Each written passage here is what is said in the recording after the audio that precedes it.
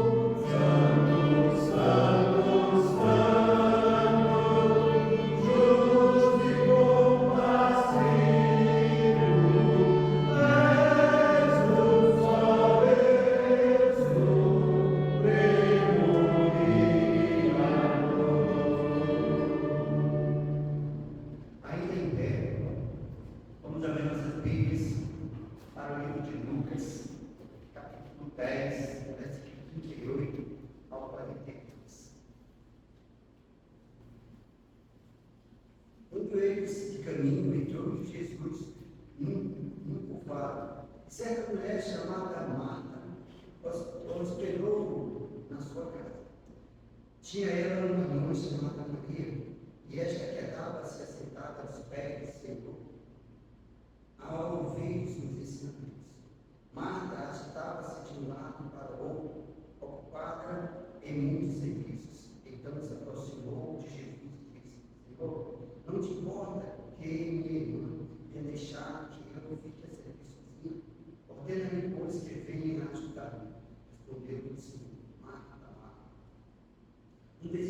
a gente preocupa-se com muitas coisas, portanto, pouco é necessário, ou mesmo uma só coisa.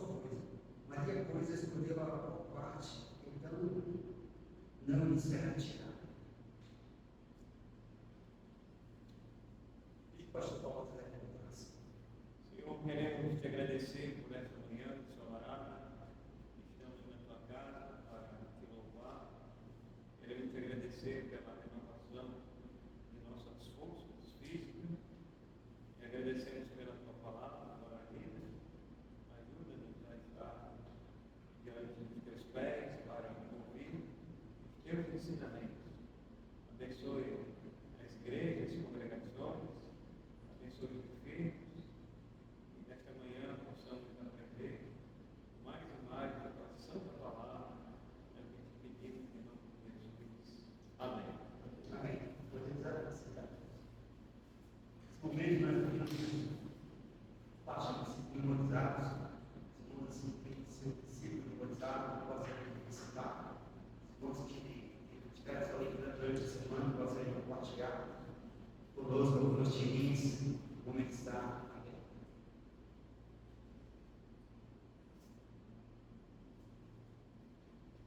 Efésios 6:1. Filhos, obedecei vossos pais no Senhor, pois isto é justo.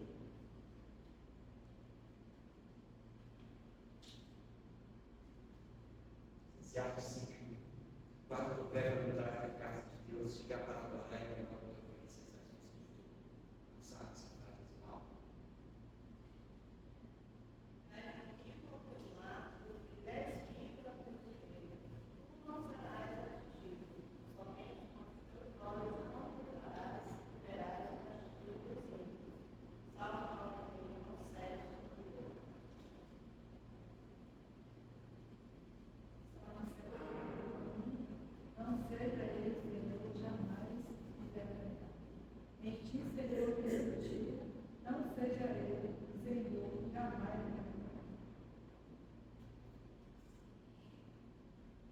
Porque é ele quem forma os montes e cria o vento, e declara ao homem qual é o seu pensamento, e faz da manhã trevas e pisa os altos da terra.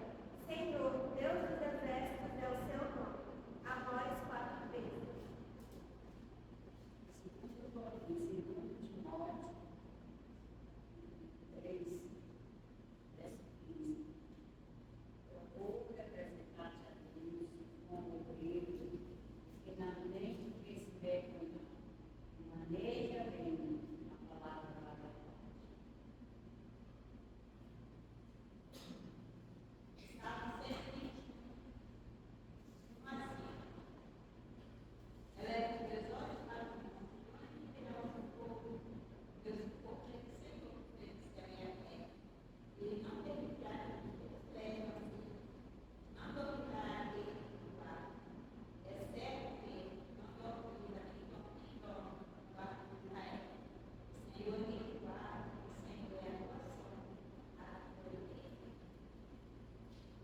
Pelo Senhor Jesus, descerá o chão para casa, Atos 16, 31.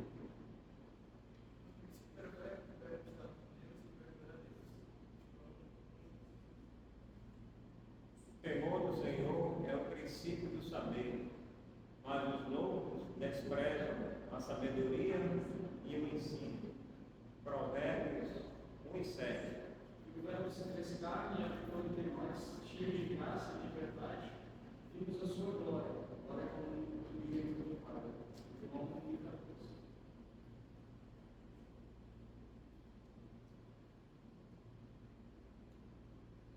Salmo 89, cantarei para sempre as tuas misericórdias ao Senhor. Os meus lábios proclamarão todas as revelações da tua fidelidade.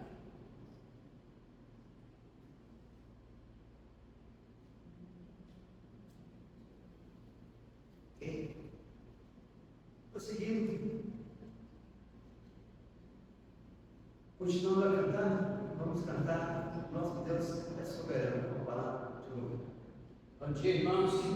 Bom dia. Fica em pé. Vamos cantar.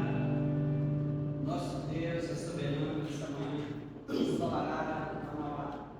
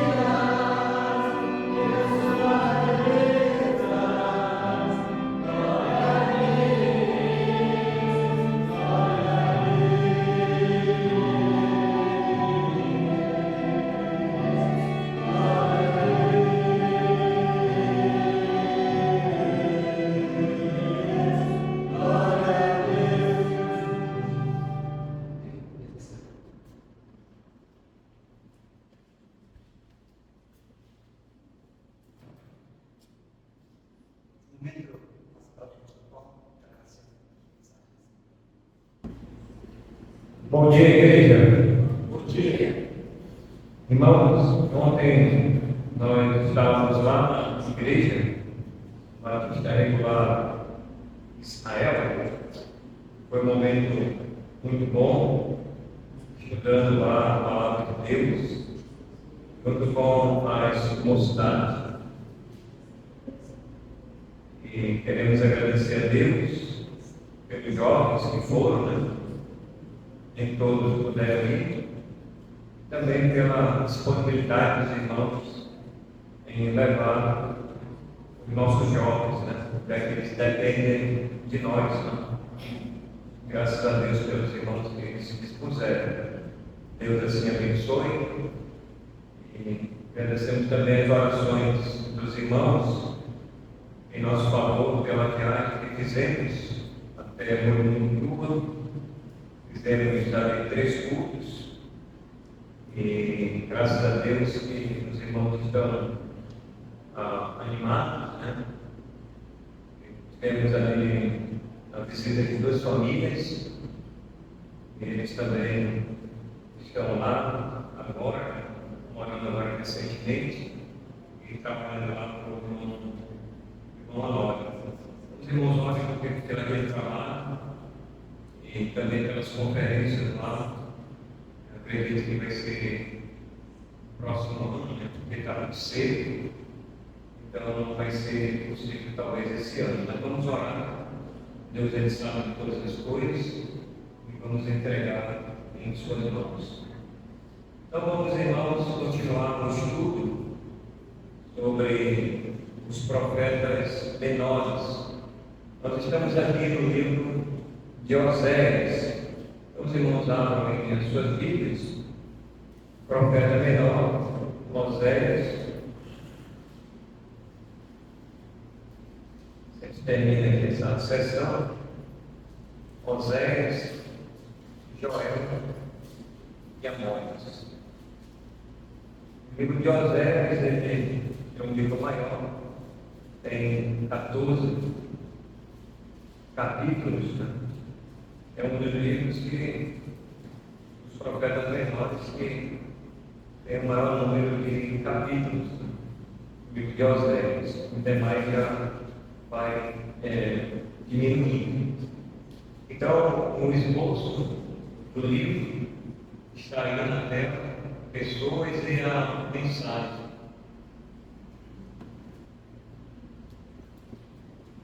Então, nós temos aí o esboço do livro, o capítulo, né?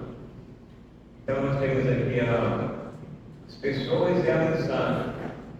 Então, a família de Oséias e a mensagem é a infidelidade, o castigo e restauração da esposa de Oséias. Mais embaixo nós temos aí o povo de Israel, o juízo do povo de Israel é a mensagem e a restauração do povo. Então, resumindo, o livro de Oséias, ele retrata a figura da esposa de Oséias, que foi infiel, e demonstra a infidelidade também do povo de Israel à pessoa de Deus.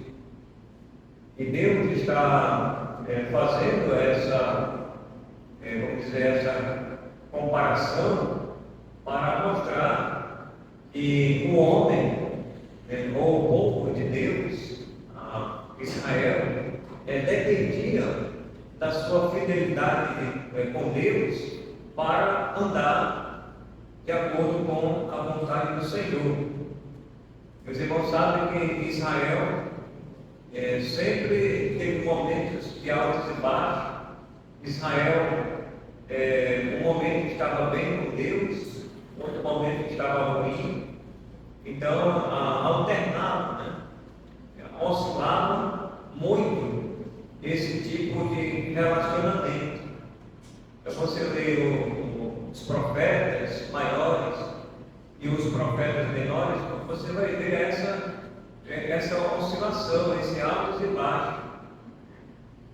E olhando toda a história, né, do povo de Israel, a gente vai ver que sempre eles estão acima. É hora que eles sobem um pouco, né? Mas geralmente eles vão mais para baixo, né? Eles declinam mais abaixo. Então eles precisavam da direção de Deus.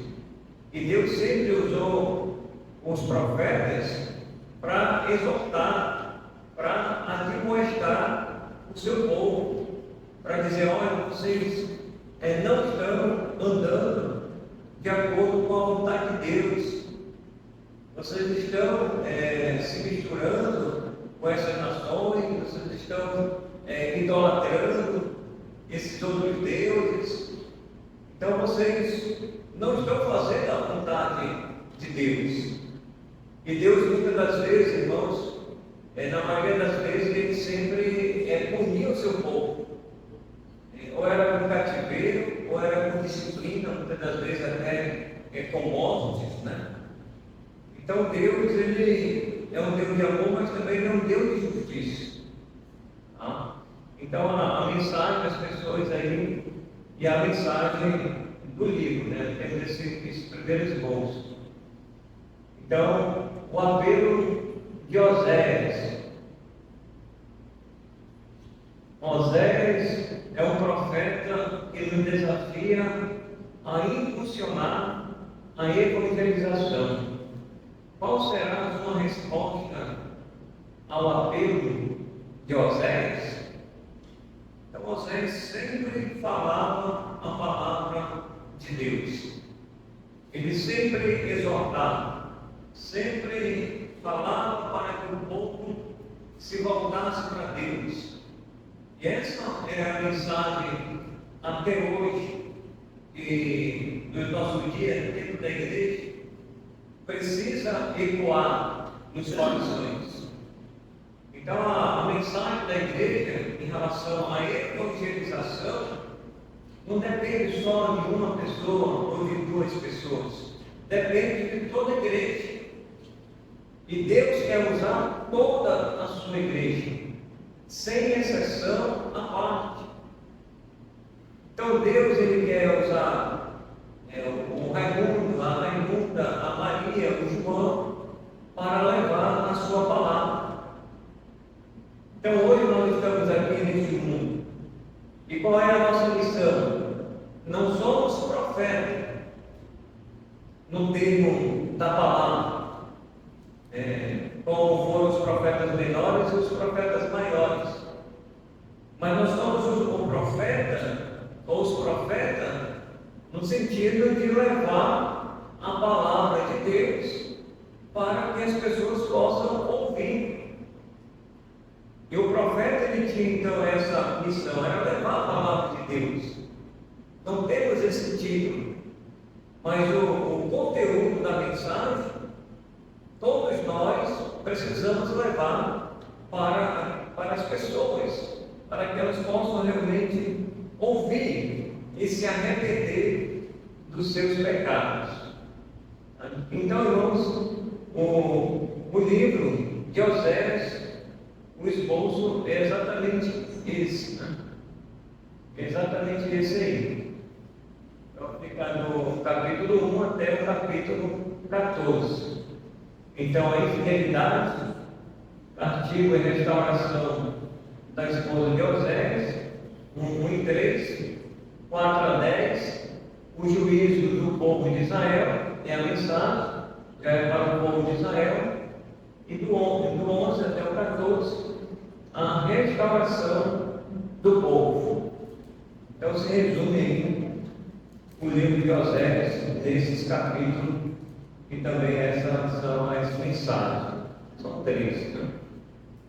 Infidelidade, o juízo e a restauração. Um apelo aí de Oséias que nós vimos e praticamente termina o livro aqui. Nós vamos então iniciar o livro de Joel. a mensagem de Joel.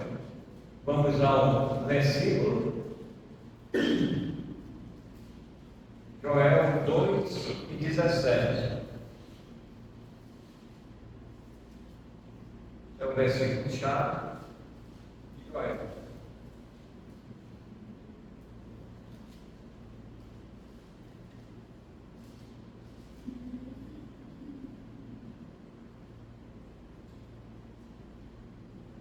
Joel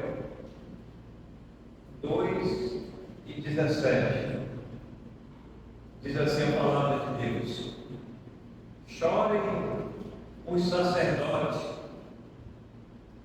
ministros do Senhor, entre o pórtico e o altar, e orem. Ouva o teu povo, ó Senhor, e não entregues a tua herança ao opróbrio, para que as nações façam escárnio dele. Porque hão de dizer entre os povos: onde está o seu Deus?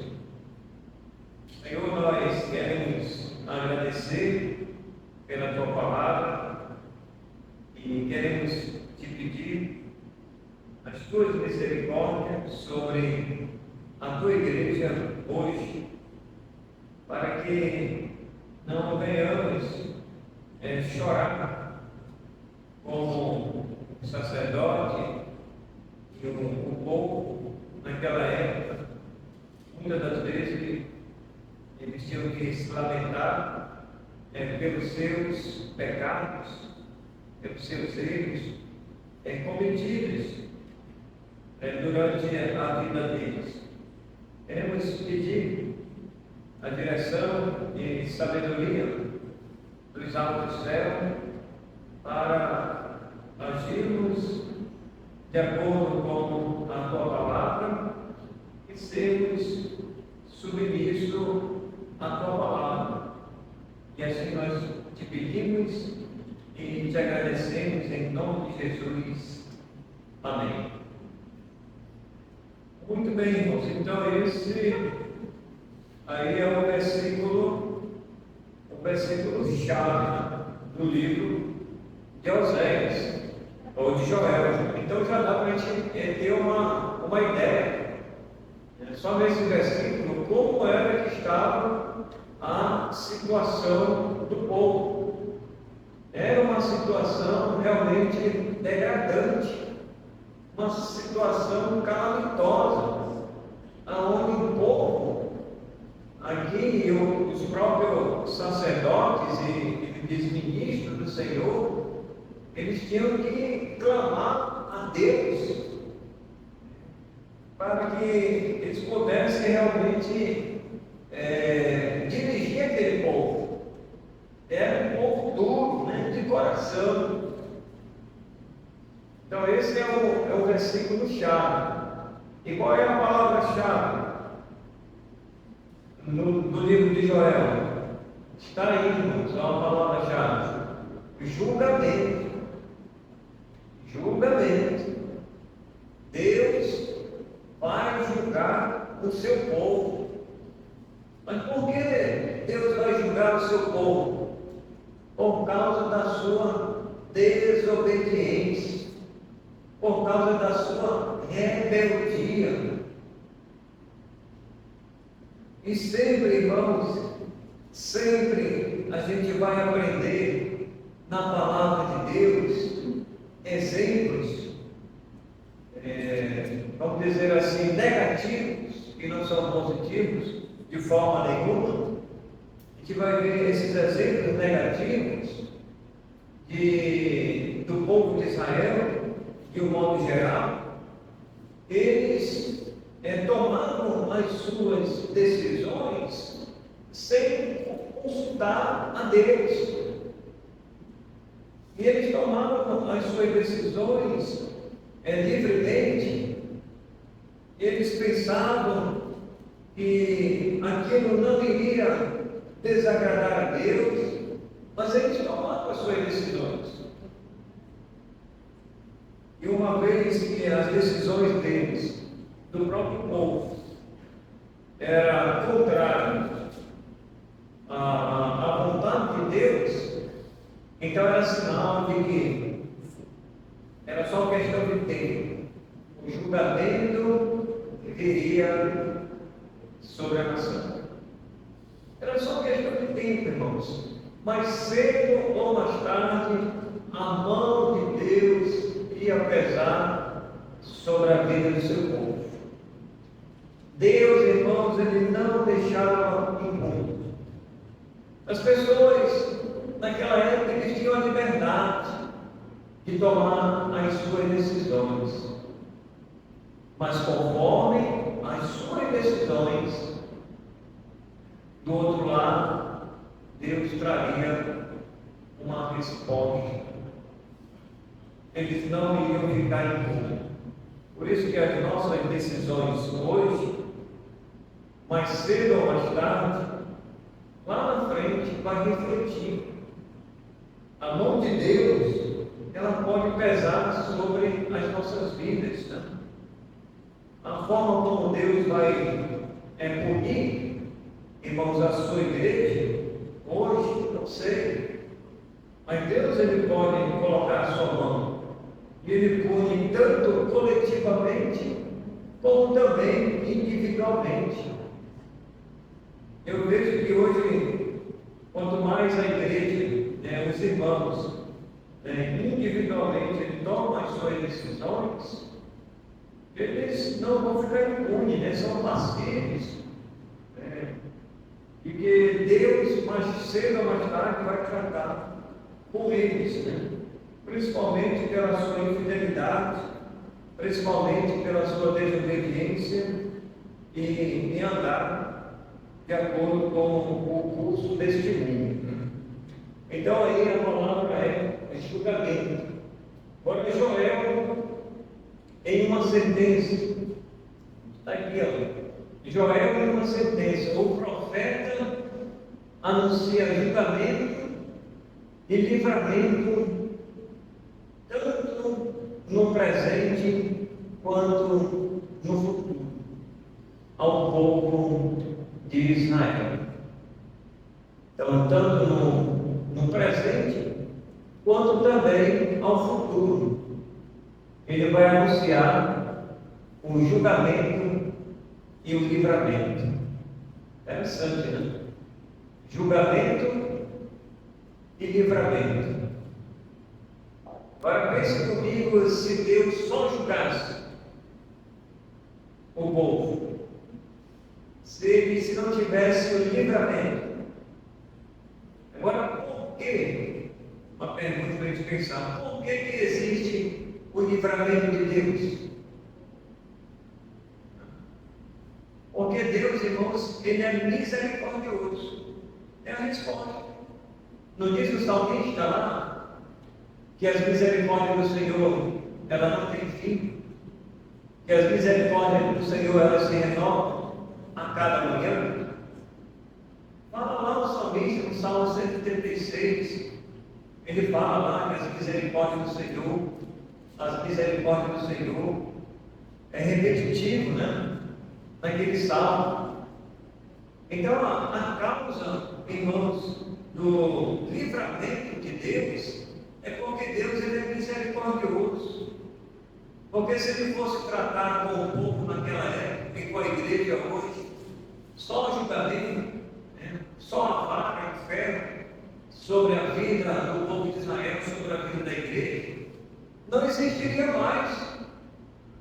Porque o povo era de dura serviço, o povo era desobediente. E os irmãos sabem que a nossa desobediência hoje, nós temos um preço a pagar. Temos um preço. E aí nós não sabemos como Deus Ele vai tratar com a gente. E esse que é o grande perigo, é o grande dilema. Então nós temos que tomar muito cuidado. Nós temos que andar, irmãos, de acordo com a palavra de Deus. Nós não podemos nos afastar nem para a esquerda, nem para a direita. Temos que caminhar aqui, firme. E e olhando sempre para frente. Só que o povo, de vez em quando, eles queriam ir para a esquerda, queriam ir para a direita. Queriam andar sempre na contramão de Deus. E aí o julgamento era necessário. Mas Deus era tão bom como Ele é bom hoje, né? Que Ele livrava muitas das vezes o seu povo. Mas quando o povo se voltava para Deus, em pranto, em oração, em choro, em arrependimento, porque em contrapartida, não tem que da outra parte, eles precisavam clamar a Deus, eles precisavam se arrepender. Como é que Deus ia usar a sua misericórdia se Deus olhava para o povo e não havia neles o arrependimento? Eles não queriam se voltar para Deus. Enquanto eles não se voltavam para Deus, eles voltavam que Deus pesava sobre a vida do povo. Eles estavam ali no castigo, na disciplina, no cativeiro, sofrendo. Aí, como eles olhavam para um lado, olhavam para o outro, e via que não tinha mais como eles sair, como diz o povo hoje, né? Estavam lá no fundo do poço, não tinha mais como sair. Aí eles olhavam para Deus. Aí eles clamavam ao Senhor. E Deus, sendo misericordioso, Deus livrava o seu povo. Então a mensagem de Joel, em uma sentença, é exatamente essa: o julgamento e o livramento, tanto no presente como também no futuro. Já apontava para o futuro, mais na frente. E Deus, Ele sabe, né? O futuro. Nós só sabemos o presente, mas Ele já sabia. Lá na frente o Senhor ia livrar o seu povo. Então, a mensagem de Joel é: o dia do Senhor. É a mensagem de Joel. Aparece no livro, né? O dia do Senhor. E o esboço do livro, veja comigo aí, o esboço do livro de Joel. Está aí.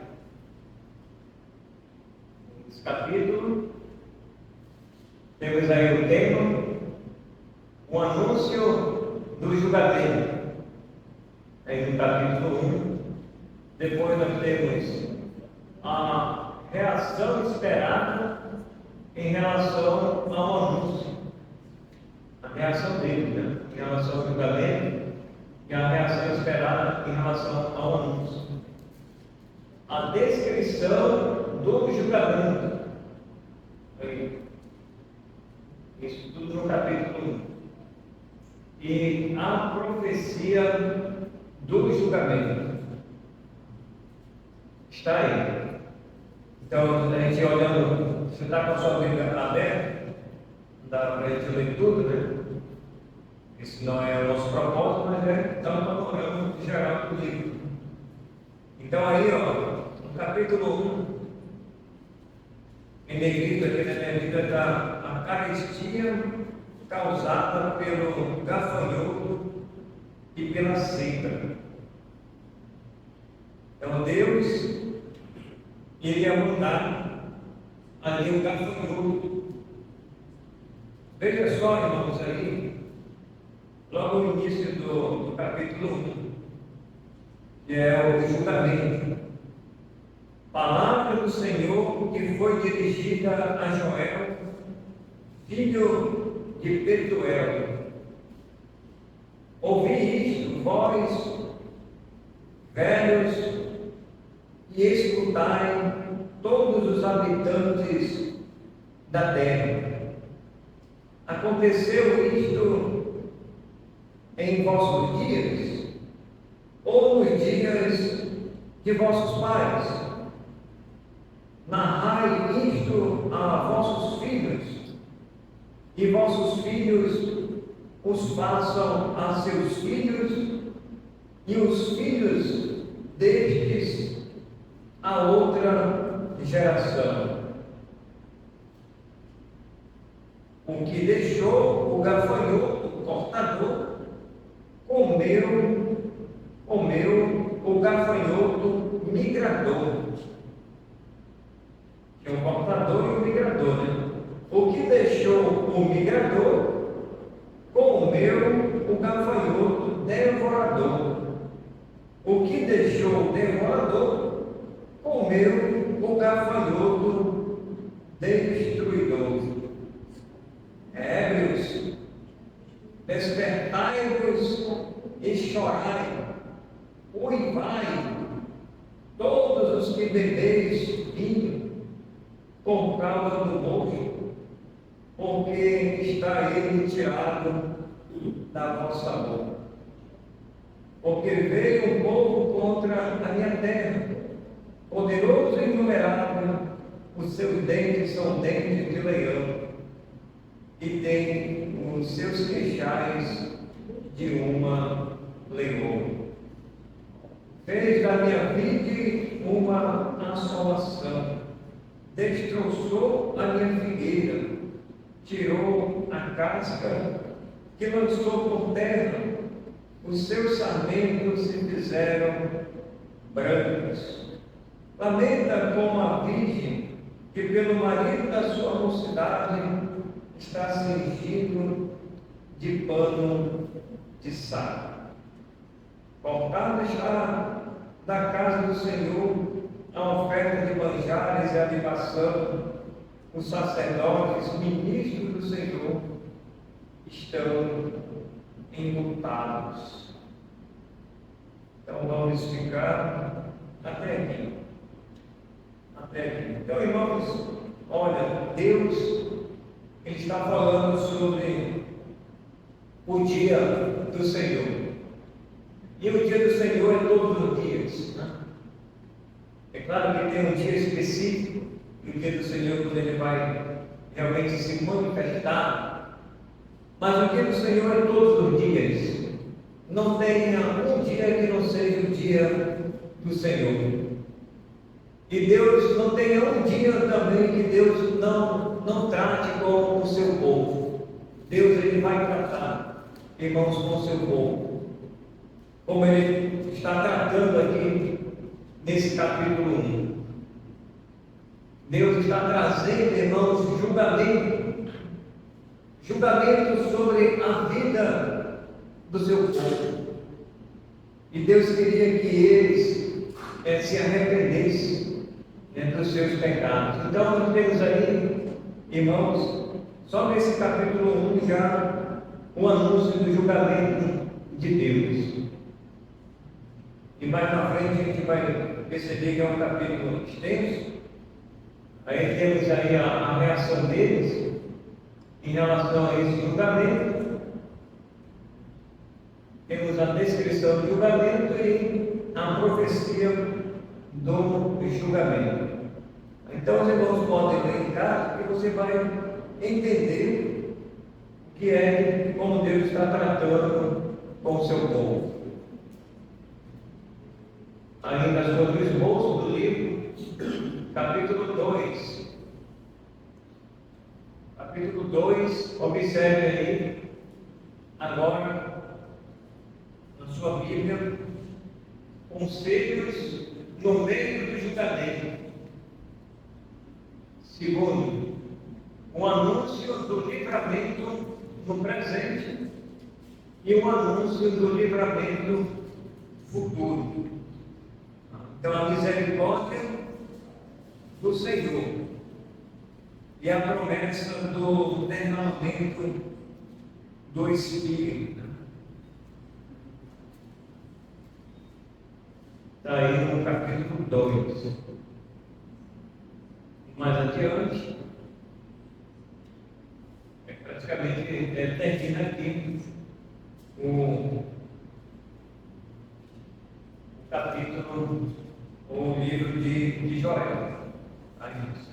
Então vamos mais adiante, agora vamos ao livro de Amós, para a gente concluir. A mensagem de Amós. Abra aí a sua Bíblia, Amós 5 e 22.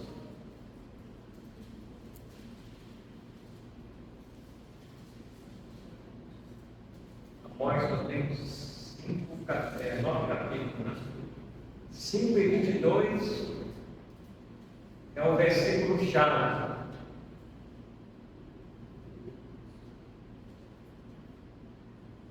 E 22.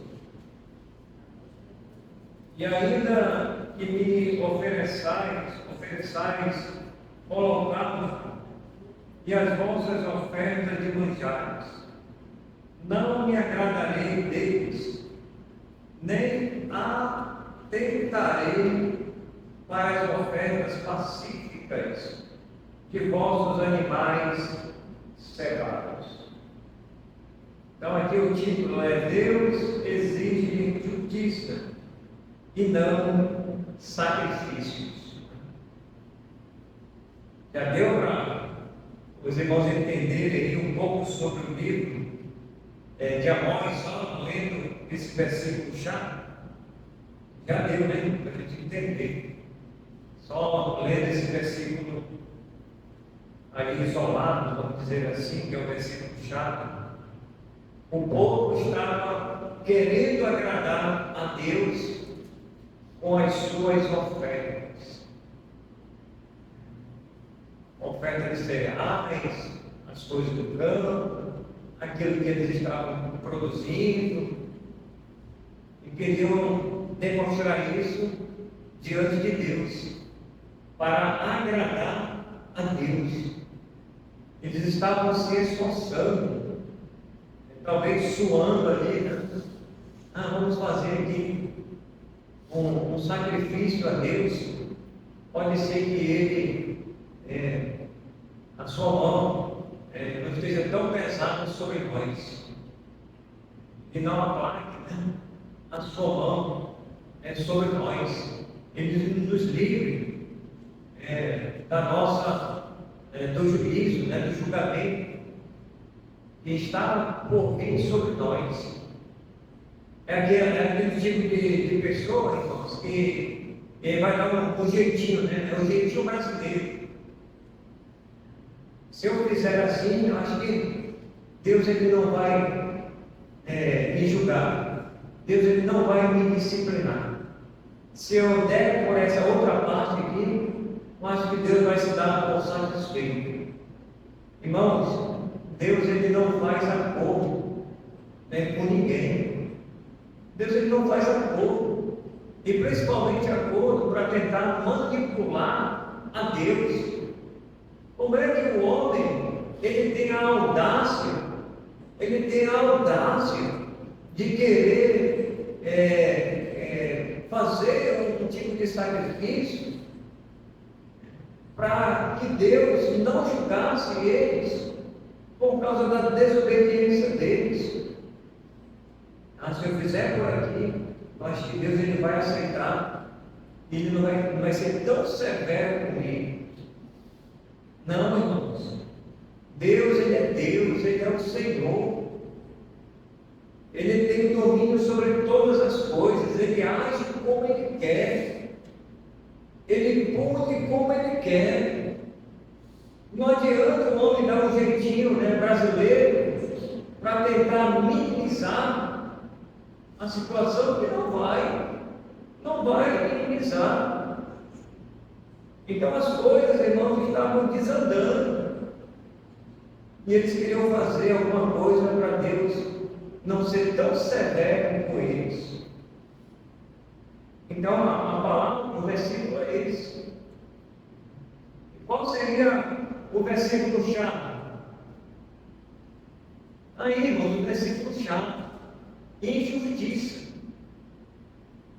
Injustiça da parte do povo, porque Deus ele é justo com aqueles que são justos, com aqueles que estão andando de acordo com a sua palavra. Então aí é o versículo, ou a palavra-chave do versículo-chave. Amós em uma sentença. Observe aí, Amós em uma sentença. Amós profetiza, prega e tem visões a respeito de quão longe o povo de Israel estava de Deus e como Deus iria discipliná-lo. Então a gente já lendo essa sentença, a gente já entende, já compreende, irmãos, toda a trajetória do livro. Aqui está o resumo, né? O resumo praticamente do livro de Amós. É uma síntese, bem simples, mas bem compreensível. Deus vai julgar o seu povo. Eles não vão ficar sem um julgamento severo, né? À altura da desobediência deles. Deus não vai deixar impune quem está cometendo injustiça. Até para os nossos dias hoje, irmãos, é da mesma forma. O homem não vai escapar. Essa humanidade caída, essa humanidade perdida, pecaminosa, não vai se livrar do julgamento de Deus. As pessoas, elas podem cometer 1001 injustiças, mas a justiça de Deus, irmãos, ela não falha. Ela não falha. Pode até demorar, tarda, mas não falha. E quanta injustiça hoje no mundo todo existe. Se a gente fosse fazer um apanhado de muitas, né? Milhares de injustiças. Nós estamos aqui próximo de um país onde as pessoas estão fugindo por causa de uma ditadura e por causa de um comunismo. Um comunismo, irmãos, que está aí escancarado. Só não vê quem está cego. E a injustiça está aí, diante dos nossos olhos. Dizem que agora, depois que teve essa votação lá na Venezuela, assim, entrando em Boa Vista, as pessoas estão procurando melhor, porque lá a oposição está sendo perseguida, as pessoas estão morrendo, não tem o que comer, a inflação está não sei quantos por cento, aquilo que eles ganham dá não para comer, não para se vestir. Irmãos, a injustiça não é só na Venezuela, não. A injustiça é no Brasil, é praticamente no mundo inteiro, é no mundo todo. A gente está vendo essa injustiça. E Deus, irmãos, está vendo que essas pessoas, elas não vão ficar impunes, né? Não vão ficar impunes.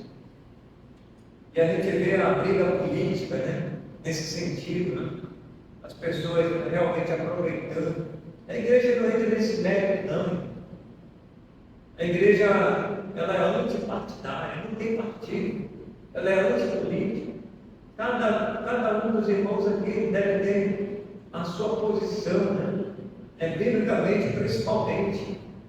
E não de acordo com o ditame desse mundo, não de acordo com os nossos pensamentos, não de acordo com o pensamento de político A, B ou C, mas se estiver de acordo com a palavra de Deus, irmãos, pronto, estamos tranquilos, estamos agindo da maneira correta.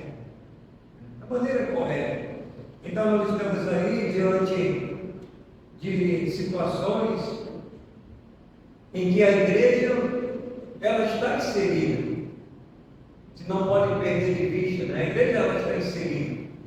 Mas a igreja ela precisa se manter intacta, longe, irmãos,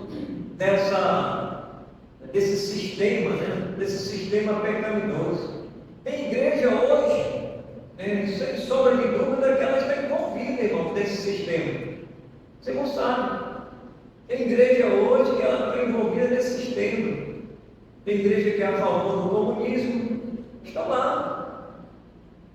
Está amarrado com Maduro. Está amarrado com Lula. E outros aí que tem essa linha do comunismo.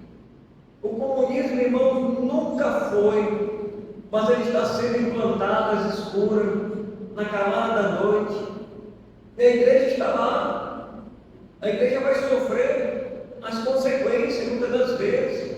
Vai. E se a gente sofrer, irmãos, nós temos que andar de acordo com a palavra de Deus. E não abrir mão. Não abrir mão. Porque foi quando mais a igreja, no passado, ela sofreu perseguição, foi quando mais a igreja ela cresceu. É só olhar a história da igreja no livro de Atos dos Apóstolos.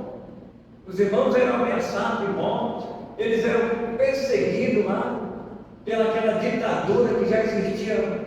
A ditadura não é de hoje, é desde os tempos bíblicos, desde os tempos dos imperadores, Diocleciano, outros imperadores da época, eles já perseguiam a igreja.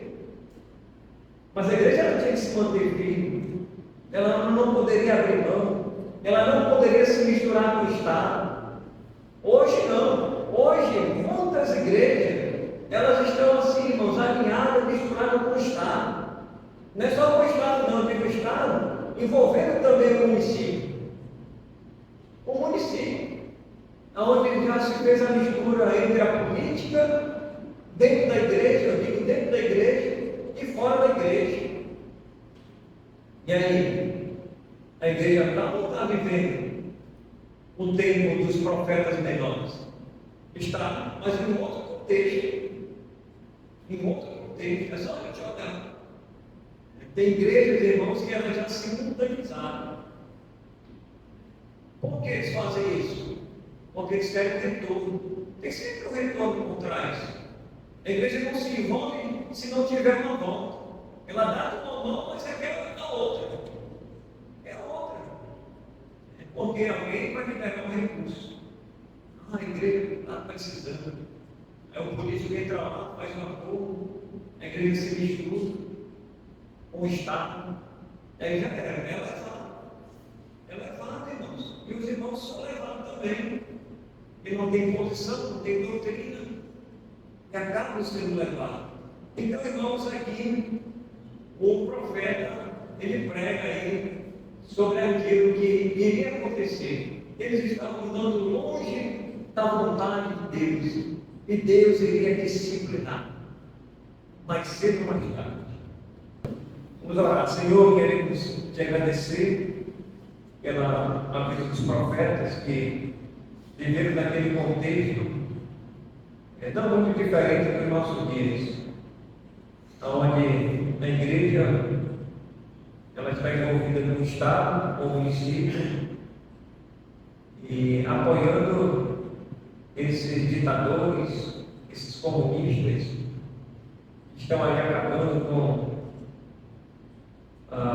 as famílias, as pessoas estão se refugiando e sobre uma ditadura violenta está massacrando as famílias.